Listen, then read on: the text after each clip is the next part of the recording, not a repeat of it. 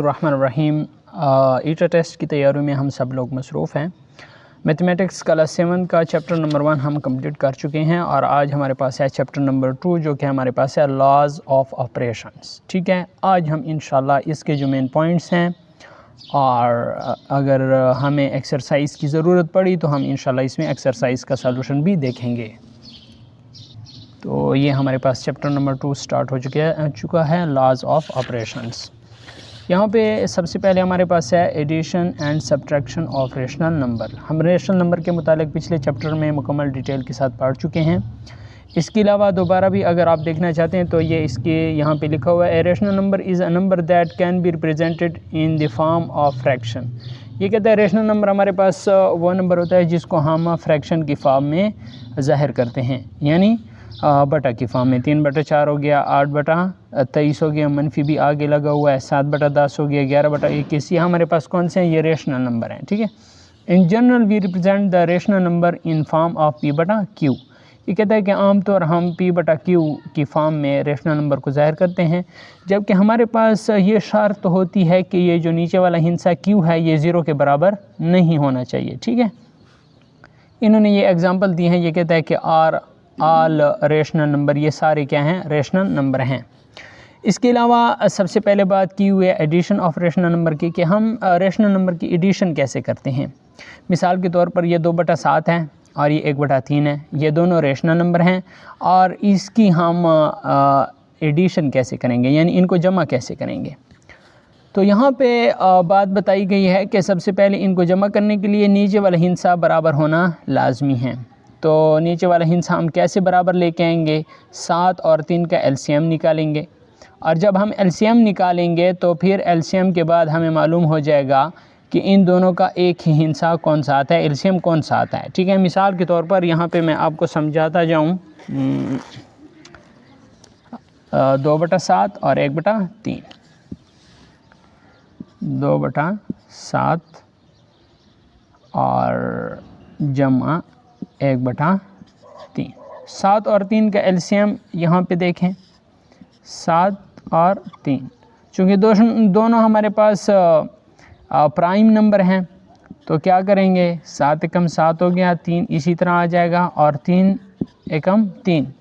हम क्या करते हैं? एलसीएम में दोनों हिस्सों को आपस में मल्टीप्लाई करते हैं। 7 ज़रब 3 तो हमारे पास 7 3 कितना आ जाएगा? 7 3 हमारे पास आ जाएगा 21। ठीक है, तो हम नीचे वाला हिस्सा 21 लेके आएंगे। तो 7 को ऐसे हिस्से के साथ ज़रब दें कि 21 आ जाए, तो 7 को 3 के साथ ज़रब देंगे तो 21 आएगा। ऊपर भी हम 3 के साथ ज़रब देंगे, इस 3 को 7 के साथ ज़रब देंगे तो 21 आ जाएगा। ऊपर भी 7 के साथ ज़रब देंगे, 2 3 6 बटा 7 3 21 जमा 7 एकम 7 बटा 3 7 21। अब दोनों का जमा करना हमारे लिए क्या है? आसान है। कैसे आसान है? हम दोनों के एलसीएम 1 ले लेंगे, 21 में से 21 हमने लिया और ऊपर वाले हिस्सों को आपस में जमा कर लेंगे। 6 जमा 7 हमारे पास हो जाएगा 13/21। तो हमने ये रेशनल नंबर को इसी तरीके से क्या करना है? आपस में ऐड करना है। सो ये तो मैंने आपको एडिशन ऑफ रेशनल नंबर समझा दी है। अब इसका जो पॉइंट है आपने लिखना है अपने पास। ये कहता है to get an equivalent fraction we multiply and divide the numerator and denominator with the same number. जिस तरह हमने इधर सेम नंबर के साथ नीचे और ऊपर ज़रब दिया है। 2/7 है, नीचे 3 के साथ ज़रब दिया, ऊपर भी 3 के साथ ज़रब दिया है। 1/3 है, नीचे 7 के साथ ज़रब दिया, ऊपर भी 7 के साथ ज़रब दिया है। तो ये आपने अपने पास नोट कर लेना है कि ये कहता है कि to get an equivalent fraction. अगर आप इक्विवेलेंट फ्रैक्शन हासिल करना चाहते हैं तो हमें क्या करना चाहिए? ज़रब और तकसीम दोनों में हमें क्या करना चाहिए? न्यूमरेटर और डिनोमिनेटर में हम एक ही नंबर के साथ ज़रब या तकसीम करेंगे। न्यूमरेटर ऊपर वाले हिस्से को कहते हैं, डिनोमिनेटर नीचे वाले हिस्से को कहते हैं। मिसाल के तौर पर ये 2/7 है, 2/7 है। ऊपर वाले हिस्से को क्या कहते हैं? न्यूमरेटर, ये जो लिखा हुआ है न्यूमरेटर, और नीचे वाले हिस्सों को कहते हैं डिनोमिनेटर। ठीक है, डिनोमिनेटर। और ये जो लाइन है इसको क्या कहते हैं? तो ये मैं बता दूं, इसको कहते हैं, ये अपने पास नोट कर लें, इसको कहते हैं फ्रैक्शन बार, फ्रैक्शन बार। ठीक है, ये भी एमसीक्यूज आ सकता है कि 2/7 इसमें न्यूमरेटर कौन सा है। ठीक है। तो आपने बताना है कि न्यूमरेटर हमारे पास 2 है, उधर ऑप्शन में 2 होगा, 7 होगा, ठीक है, और इस तरह और ऑप्शन होंगे, लेकिन आपके पास न्यूमरेटर 2 होगा। अगर 2/7 आ जाए और कहा जाए कि इसमें डिनोमिनेटर कौन सा है, तो आपने क्या करना है, 7 पे टिक लगाना है, क्योंकि नीचे वाले हिस्सों को कहते हैं डिनोमिनेटर। अब हमारे पास बात होती है सब्ट्रैक्शन ऑफ रेशनल नंबर, कि आप किस तरह सब्ट्रैक्शन कर सकते हैं 9/10 फ्राम 8/15। 9/10 से 8/15 क्या करें, मनफी करें। तो इस तरह 8/15 मनफी 9/10 इन्होंने किया हुआ है, फ्राम यानी 8/15 से 9/10 मनफी करें। तो 8/15 पहले लिख लेना है, 9/10 बाद में लिख लेना है। लेकिन सबसे पहले इसका एलसीएम फाइंड आउट करें कि कौन से हिस्से के साथ हम ज़रब देंगे तो हमारे पास ये हिस्सा बराबर आ जाएगा। 9/10 हो गया, यहाँ पे मैं लिख लेता हूँ 9/10, और दूसरा हिस्सा हमारे पास है 8/15। तो यहाँ पे 10 और 15 का एलसीएम फाइंड आउट करते हैं। तो सबसे पहले हम क्या करेंगे, 2 वाला पहाड़ा दोनों पे नहीं जाता, 3 वाला दोनों पे नहीं जाता, 5 वाला लेके जाते हैं, क्योंकि 5 वाला दोनों पे जाता है। तो 2 5 10 और 5 3 15। अब 2 एकम 2 हो जाएगा, 3 इधर आ जाएगा, और फिर 3 एकम 3 हो जाएगा। 5 को 2 से ज़रब दें, 5 दूने 10, 10 3 30। हमारे पास एलसीएम कितना आ गया, 30 आ गया। अब हमने क्या करना है, 8/15 मनफी 9/10। अब नीचे 30 लेके आना है, 15 को 2 से ज़रब दें, 8 को भी 2 से ज़रब दें, 15 दूने 30। तो जिस हिस्से को हम नीचे ज़रब देंगे उसी हिस्से को हम ऊपर भी ज़रब देंगे, ठीक है। लेकिन ज़रूरी है कि नीचे वाला हिस्सा हमने एलसीएम के बराबर लाना है। यहाँ पे एलसीएम 30 आ गया, तो 15 दूने 30। अब 10 को ऐसे हिस्से के साथ ज़रब देंगे कि 30 आ जाए, तो 10 को 3 से ज़रब देंगे, 10 3 30, और ऊपर भी उसी हिस्से के साथ ज़रब देंगे। जो जिस हिस्से को मतलब इधर 3 के साथ ज़रब दिया, तो इस 3 को ऊपर भी ज़रब देंगे, चाहे कोई भी हिस्सा हो ऊपर। तो 8 दूने 16 और 15 दूने 30, मनफी 9 3 27 और 10 3 30। समझ में आ रहा है। यहाँ पे 16 मनफी 27 कर लें, या यहाँ पे, तो यहाँ पे अगर हम क्या कर लेते हैं, 16 मनफी 27 कर लें, तो यहाँ पे हमारे पास आता है मनफी 11/30। हमारे पास क्या आ जाएगा, आंसर आ जाएगा मनफी 11/30। सो उम्मीद करता हूँ आपको इस बात की समझ आ गई होगी। बिल्कुल आसान मेथड है, और एलसीएम फाइंड आउट करने के इस मेथड को कहते हैं डिवीज़न मेथड। कौन सा मेथड, डिवीज़न मेथड, ठीक है। सो यहाँ पे हमारे पास एक्सरसाइज 2.1 है, और इसमें ये कहता है कि इसको जमा करें, 3/4 और 4/5 को जमा करें। तो ये मैंने तरीका बताया हुआ है कि किस तरीके से जमा करना है। सबसे पहले आपने नीचे वाले हिस्से का एलसीएम फाइंड आउट करना है, और यही तरीक़ेकार है सब के लिए, ठीक है। मिसाल के तौर पर मैं एक सवाल कर देता हूँ यहाँ पे। सबसे पहले देखें यहाँ पे 3/4 जमा 4/5, ये मेथड के लिए एक सवाल समझा रहा हूँ।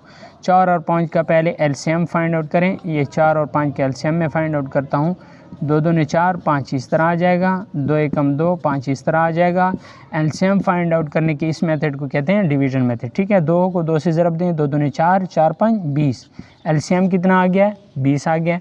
यहाँ पे सॉरी, यहाँ पे इस नीचे वाले हिस्से से हमने क्या बनाना है, 20 बनाना है। तो 3/4 और जमा 4/5। इधर 4 से 20 बनाना है, इधर 5 से 20 बनाना है। तो हमने क्या करना है कि 4 5 20, 4 को 5 से ज़रब देंगे। अब इधर तो 20 बन गया है, 5 भी मल्टीप्लाई हो गया, लेकिन इस 5 को ऊपर भी मल्टीप्लाई करना है। 5 को 4 के साथ ज़रब देना है, 5 4 20, और इसी 4 को ऊपर भी ज़रब देना है। तो इधर ऊपर क्या आ जाएगा, 3 5 15, 4 5 20, जमा 4 4 16 और 5 4 20। 15 और 16 को जमा करें तो ये हमारे पास क्या आ जाएगा, 31 आ जाएगा। और नीचे हमारे पास एलसीएम दोनों में से एक ले लें, तो ये हमारे पास 31/20 इसका क्या आ जाएगा, आंसर आ जाएगा। तो आपने 2.1 सारी एक्सरसाइज को इसी तरीके से हल करना है। और फिर इसके बाद सब्ट्रैक्ट यानी मनफी भी बिल्कुल इसी तरीके से करना है, ठीक है। जिस तरीके से हमने क्या किया, ये कहते हैं 1/2 फ्राम 3/5। 3/5 से 1/2 क्या करें, मनफी करें। तो चलें एक सवाल कर देता हूँ यहाँ पे, 3/5 मनफी 1/2। तो इधर हमारे पास दोनों प्राइम नंबर हैं, ठीक है। जब दोनों प्राइम नंबर हों तो हमने क्या करना है, उन दोनों को ज़रब देना है। 5 दूने 10, इसका एलसीएम कितना आ जाएगा, 10 आ जाएगा। अब क्या करना है, नीचे भी 10 बनाना है, ऊपर भी 10 बनाना है। तो नीचे 5 को 2 से ज़रब देंगे, और जब 2 से ज़रब दिया ऊपर भी 2 से ज़रब देंगे। 2 को 5 से ज़रब देंगे क्योंकि इधर 10 बनाना है, तो इधर भी 5 से ज़रब देंगे। तो 3 दूने 6, 5 दूने 10, मनफी 5 एकम 5 और 2 5 10। तो 6 से 5 मनफी करें 1 और एलसीएम 1 लेना है, ठीक है। तो हमारे पास 1/10 आंसर आ जाएगा। अब हमारे पास इसका properties of rational number with respect to addition. ये जो प्रॉपर्टीज़ हैं ये विद रिस्पेक्ट टू एडिशन है, ठीक है। तो सबसे पहले इसे क्लोजर प्रॉपर्टी कहते हैं। क्लोजर प्रॉपर्टी का क्या मतलब है, ये कहता है when 2 or more rational number are added the result is also a rational number. ये कहता है कि जब 2 या ज़्यादा रेशनल नंबर को हम जमा करते हैं तो उसका रिज़ल्ट हमेशा रेशनल नंबर ही आता है। It is known as the closure property of rational number with respect to addition.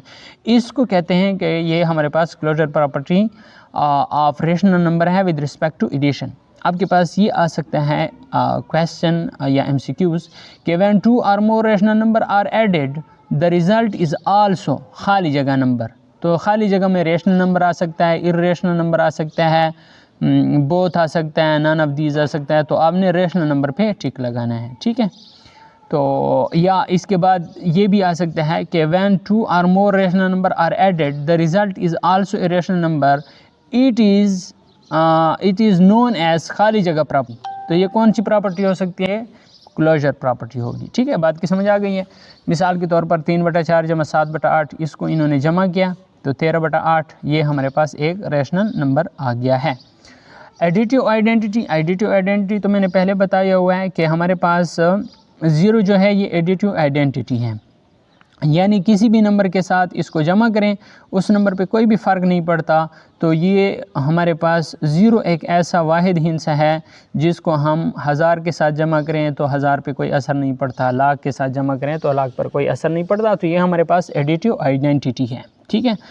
If rational number is added to 0, अगर रेशनल नंबर हम जमा करें 0 के साथ और 0 is added to rational number, या 0 को जमा करें रेशनल नंबर के साथ, the answer is the number itself.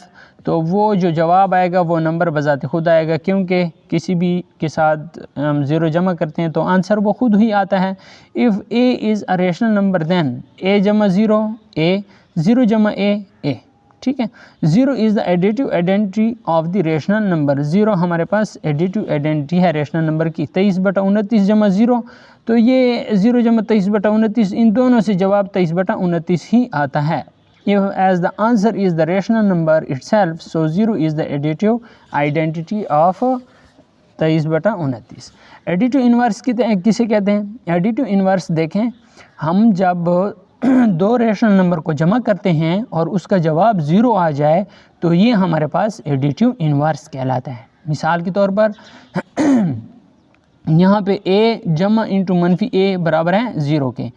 यहाँ पे एक और मिसाल दे देता हूँ कि हमारे पास 2 हैं, इसको जमा करें मनफी 2 के साथ, तो जो 2 जमा ज़रब नफ़ी 2 मनफी 2 से जवाब 0 आता है।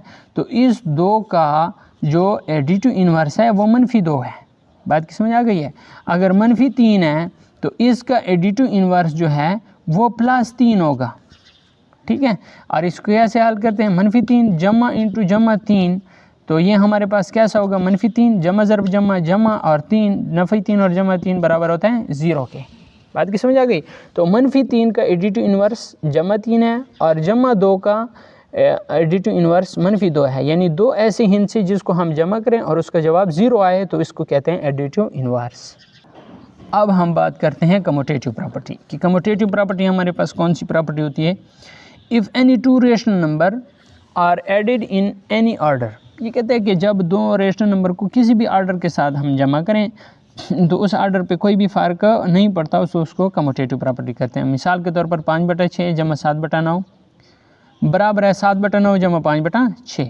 बात की समझ आ गई। यानी इसकी जगह तब्दील करने से इसके जवाब पर कोई असर नहीं पड़ता, तो इसको कम्यूटेटिव प्रॉपर्टी कहते हैं। 5/6 जमा 7/9 इसको जमा किया 29/18 जवाब आ गया। इधर 7/9 को पहले लिखा और 5/6 को बाद में लिखा, तो 7/9 जमा 5/6, इससे भी जवाब 29/18 आ गया। तो इसका मतलब है कि अगर हम रेशनल नंबर की जगह तब्दील कर दें तो उस पर कोई भी असर नहीं पड़ता और उसका जवाब सेम ही आता है, तो इसको कहते हैं कम्यूटेटिव प्रॉपर्टी। बात की समझ आ गई। If any two rational number are added in any order their sum will remain the same, it is known as the commutative property of rational number with respect to addition. लेकिन ये क्या है, with respect to addition है, इसके दरमियान जमा आ रही है। अगर विद रिस्पेक्ट टू सब्ट्रैक्शन होगी तो ये हमारे पास ओबे नहीं करेगा, ये लॉ ओबे नहीं करता, ठीक है। लेकिन इसके लिए ज़रूरी है कम्यूटेटिव प्रॉपर्टी के लिए कि ये विद रिस्पेक्ट टू एडिशन होगी, या जो अगली होती है वो आगे मैं बताऊंगा, ठीक है। लेकिन इसमें जो ओबे नहीं करता, यानी वो लॉ जिस पे ये पूरा नहीं उतरता, तो वो ये है कि विद रिस्पेक्ट टू सब्ट्रैक्शन और विद रिस्पेक्ट टू डिवीज़न ये अमल नहीं हो सकता, ठीक है। लेकिन विद रिस्पेक्ट टू एडिशन और with respect to multiplication commutative property obey करती है।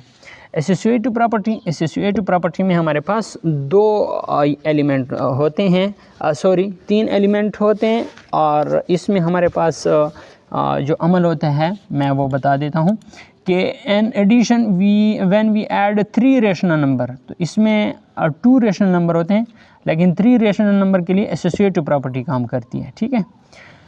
The order of the grouping of number does not affect the sum. ये कहता है कि जब हम ऑर्डर ग्रुपिंग द नंबर जो होता है, जब नंबर का ग्रुप हम बनाते हैं, उसका जो ऑर्डर होता है उस पर उसके जवाब पर कोई असर नहीं पड़ता। For example grouping the first 2 rational number and adding their sum to their rational number. चलिए मैं आपको प्रैक्टिकली बता देता हूँ कि इसका क्या मतलब है, लेकिन इस बात को ज़रा सोचें। Commutative and associative property of rational number with respect to subtraction are not valid. ये कहता है कि विद रिस्पेक्ट टू सब्ट्रैक्शन जो है ये वैलिड नहीं होती। बात की समझ आ गई है। चलें, इन्होंने इधर डिवीज़न का बात नहीं की, लेकिन आप अपने पास नोट कर लें कि ये सब्ट्रैक्शन में ये वैलिड नहीं होती। चलें, इधर मैं आप लोगों को बता देता हूँ कि ये एसोसिएटिव प्रॉपर्टी है। 3/7 जमा 2/3 जमा 5/6 और बराबर है 3/7 जमा 2/3 जमा 5/6। इधर आखिरी 2 को इन्होंने एक ग्रुप में रखा और इधर पहले 2 को एक ग्रुप में रखा। यहाँ पे मैं आपको समझा देता हूँ। सी मतलब है कम्यूटेटिव प्रॉपर्टी। कम्यूटेटिव प्रॉपर्टी ए जमा बी बराबर है बी जमा ए, यानी पहले ए यहाँ पे पहले आया था, बी बाद में, लेकिन इक्वल निशान के बाद बी पहले आ गया और ए बाद में आ गया। ये कम्यूटेटिव प्रॉपर्टी है। अगली हमारे पास है एसोसिएटिव प्रॉपर्टी। एसोसिएटिव प्रॉपर्टी में हमारे पास ए जमा बी जमा सी, यानी 3 हो गया रेशनल नंबर, ये बराबर है ए जमा बी जमा सी के।